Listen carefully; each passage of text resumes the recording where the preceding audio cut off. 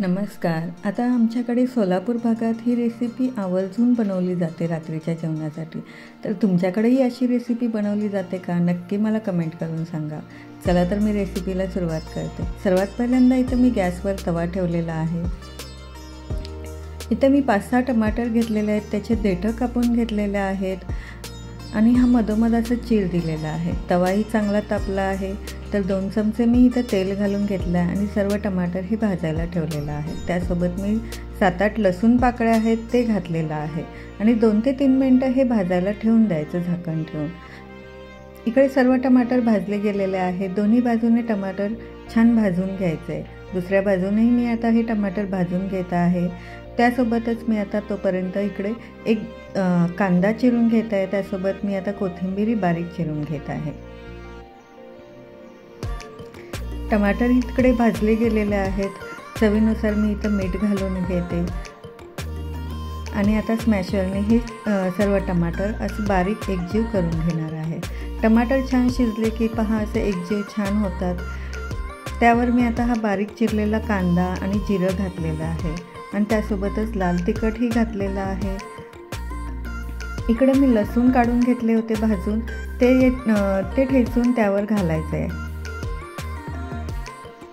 त्यासोबत आता हे पुदिन्याची पानं बारीक चिरून घालायची आणि 1 चमचा तेल आणि बारीक चिरलेला कोथिंबीर घालायचं. त्यासोबत एक अर्धा चमचा गूळ घालायचा आणि हे सर्व असं एकजीव करून घ्यायचं.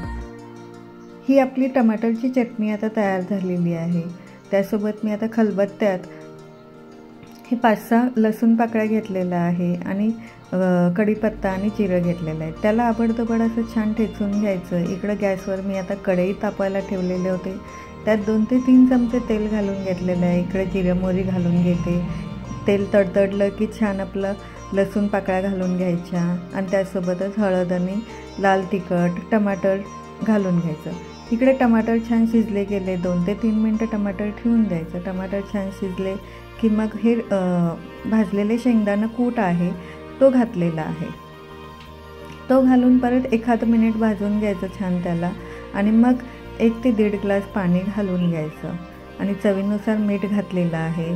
आता मी इथं एका छोट्या प्लेटमध्ये ज्वारीचं पीठ घेतलेलं आहे अर्धा चमचा आणि त्यात 2 ते 3 चमचे पाणी होईल असं पाणी घेतलेलं आहे. हे एकजीव करून घ्यायचं. आता ही पेस्ट ही आमटीमध्ये घालून घ्यायची, जेणेकरून आता हे एकसारखं आता ढवळत राहायचं, जेणेकरून गुठळ्या होणार नाहीत.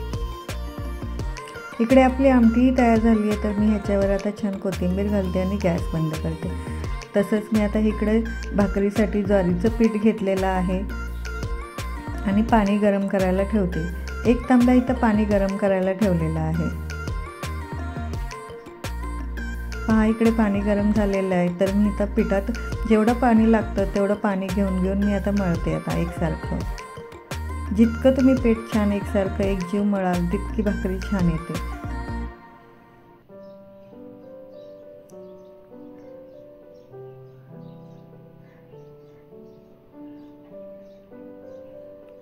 ह्याला एकसारखं मळायचं आणि नंतर एक गोळा घेऊन परत त्याला चुरून मळून घ्यायचं आणि नंतर पीठ घेऊन असं खाली बरोबर पसरवून घ्यायचं आणि मग थापायला भाकरी चालू करायची.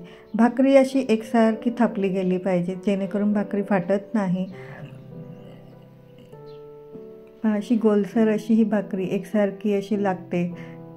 थापताना थोडं मधोमध पीठ घ्यायचं. थोडं पीठ घेऊन हलकं परत थापायला चालू करायचं, जेणेकरून भाकरी फाटत नाही. इकडे माझी भाकरी आता झाली आहे. तर मी तसंच आता गॅसवर भाकरी टाकलेली आहे. त्यावरती आता मी पाण्याचा हात लावून घेते.